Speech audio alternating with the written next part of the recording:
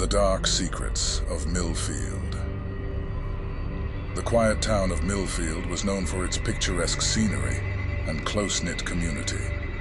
Life moved at a leisurely pace, and everyone knew their neighbors. But beneath the surface of this idyllic setting, a darkness lingered that no one could have imagined. Our story begins with a man named Daniel Lawson, a respected member of the community. He was a loving husband, a devoted father, and a dedicated employee at the local hardware store. No one would have suspected that Daniel harbored a secret that would shatter the town's peace forever. On a crisp autumn evening, Daniel returned home from work, greeting his wife, Sarah, and their young daughter, Lily. They sat down for dinner, the aroma of roasted chicken filling the cozy kitchen.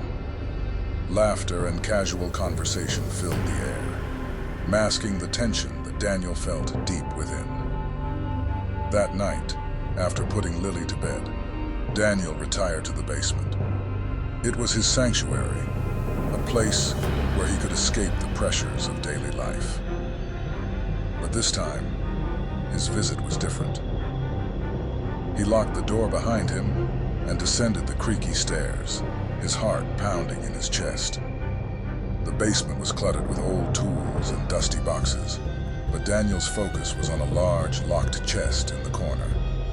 He approached it slowly, his hands trembling as he fumbled with the key. Inside the chest was a collection of items that no one else knew about, items that connected him to a past he had tried to forget. As Daniel opened the chest, memories flooded back. He remembered the thrill, the exhilaration, and the guilt. He had moved to Millfield to escape his former life, but the urge was returning, stronger than ever. He lifted out a small, worn book filled with meticulous notes and photographs, each one documenting his darkest deeds. Flipping through the pages, Daniel's eyes glazed over. The photographs showed scenes of horror, the faces of his victims, their terror frozen in time. He had promised himself that he would never go back to that life, but the compulsion was overwhelming. Daniel's grip tightened on the book as he made a decision. He couldn't fight it any longer. The darkness within him demanded to be unleashed, and he knew that Millfield was about to become the backdrop for his next atrocity. In the days following his decision, Daniel struggled to maintain his facade. He went about his daily routine, but his mind was consumed by dark thoughts. The once comforting routines of Millfield now felt like a cage, trapping him in a life he could no longer tolerate. Daniel began to prepare meticulously. He visited the outskirts of town, scouting for the perfect location for his next act. It had to be secluded, far enough from prying eyes, but close enough to allow him easy access. Each visit heightened his anticipation and dread. Meanwhile, Sarah noticed a change in Daniel. He was more distant, his smiles no longer reaching his eyes. She tried to engage him, hoping to understand what was troubling her husband. But Daniel brushed off her concerns with feigned reassurances. One evening, Daniel claimed he needed to work late at the store.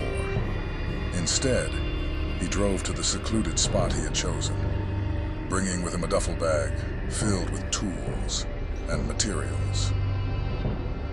The thrill of preparation filled him with a twisted sense of purpose. Arriving at the site, Daniel parked his car out of sight and made his way deeper into the woods.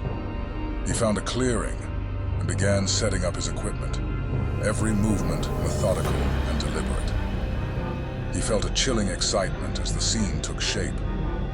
As he worked, Daniel's mind drifted back to his previous victims. He remembered their faces, their pleas for mercy. He knew he should feel remorse, but all he felt was a cold detachment. His past had shaped him into a monster, and now that monster was reawakening. The preparations took hours. But Daniel was meticulous. He couldn't afford any mistakes. By the time he finished, the site was ready. He stood back, surveying his work with grim satisfaction. The forest was silent, the air heavy with anticipation.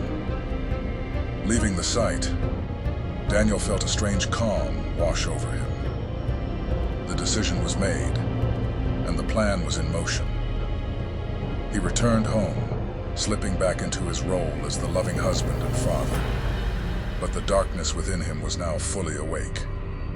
The night had finally arrived. Daniel's heart pounded as he meticulously went over his plan one last time. He had chosen his victim carefully, someone who wouldn't be missed immediately. It was a calculated move to buy him enough time to savor the act. His target was a drifter who had recently arrived in town. Daniel had observed him for days, noting his habits and routines. Tonight, he would lure him into the woods under the guise of offering help. Daniel approached the drifter, offering a friendly smile. He told him he had some supplies that could help him out, stored just outside of town. The drifter hesitated, but ultimately agreed.